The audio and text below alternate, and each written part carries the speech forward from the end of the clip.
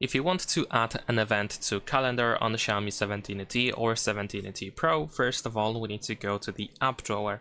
Now over here in the app drawer, you will actually find two calendar apps.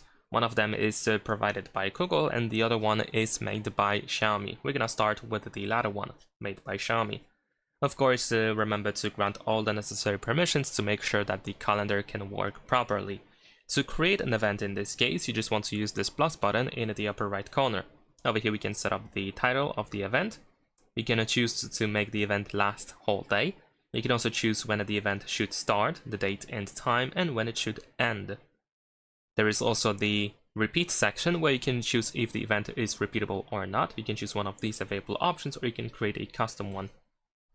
Then there is also reminders, so you can choose when you want to be notified about the upcoming event. You can also completely turn off the reminder if you don't want to be notified about it. You can also enable alarm reminders as well. We can provide a description, choose the account, and set up the time zone. Once you set everything up, just tap on this check in the upper right corner, and then the event is created. Besides that, we of course have the calendar app made by Google, as I mentioned. And in this case, we're just gonna allow notifications, of course. So let's see. There we go, some additional permissions are required.